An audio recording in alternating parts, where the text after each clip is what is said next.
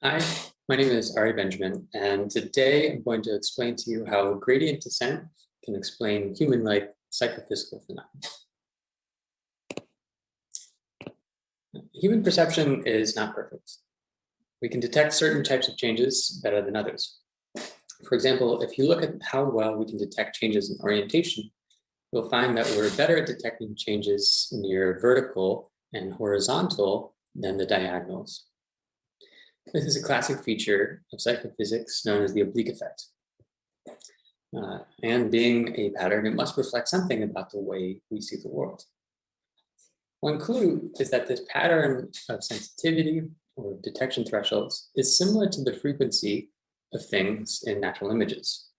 With certain orientations, the vertical and horizontals, are more common than others in natural scenes, and we are better at detecting those more common orientations. Now, detecting more common things is a good strategy, or detecting more common things with greater fidelity than others is a good strategy for perceptual sensitivity when your goal is to encode the world, but you can't do it perfectly. For example, there could be unavoidable noise in the nervous system or an architectural bottleneck that limits coding ability. Now, despite this constraint, you could minimize your average error by allocating resources to encode those more common things with greater fidelity than others. Now, today I want to present an alternative explanation to this classic framework. Instead of being limited by some explicit constraint like noise and coding optimally despite that, I want to convince you that otherwise unconstrained encodings with no noise or a bottleneck, for example, are implicitly limited by having learned with gradient descent. Now, the first line of evidence comes from artificial neural networks trained on natural images. We can measure the sensitivity of networks like this by presenting oriented stimuli and observing how the activations in various layers change when you change the orientation. Doing this on a couple architectures, we find that indeed the sensitivity as a function of orientation is higher at the cardinals than the diagonals, and that this pattern matches that of humans. This is notable because these networks are noiseless in their processing and are large enough to represent images perfectly, at least in principle. So what this means is that we can't explain this effect with the framework of optimal coding despite noise. To see if gradient descent alone could explain this sort of phenomena, we constructed a toy example. Specifically, we took some input data, X. Here are some image patches from natural images.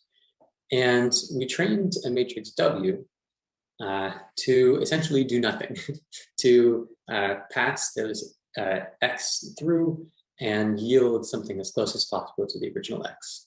So the solution is for W to be the identity matrix. This is an unconstrained problem. It's totally learnable and should have equal sensitivity across all things, at least in the final solution. But at intermediate training times, something different happens. In natural images, the principal components are, if you do a linear deconstruction of the natural image database, you can see various components that describe natural images, and these components vary in, for example, their spatial frequency, such that those components with very high variance or a large singular value have rather low spatial frequencies. Now, when you train to reconstruct images through this single matrix, there's some nice theory pioneered by Andrew Sachs and some others in the theory of deep learning that shows how the principal components in this reconstruction task are learned in order of their singular value, so in order of their variance. So earlier principal components are learned before others, and this is shown in the right plot, where blue or earlier principal components reach the fully learned thresholds here at 1 before even, say, the 50th principal components is even begun to be learned. We can schematize this process as being related to the sensitivity of the output, so x hat, as follows. if you have some feature like hue or here color, and it has some empirical frequency, the dynamics of gradient descent, both in this reconstruction test, but we can show that this is more general to reconstruction. And details would be in a preprint forthcoming. But for these features, what we find is that the more frequent things are going to be learned earlier than the later ones. At infinite times, everything will be learned, so the sensitivity will be uniform. But at intermediate times, like T1, T2, or T3, it will appear as if the sensitivity tracks the empirical frequency. We think this framework can explain the dynamics of perceptual development.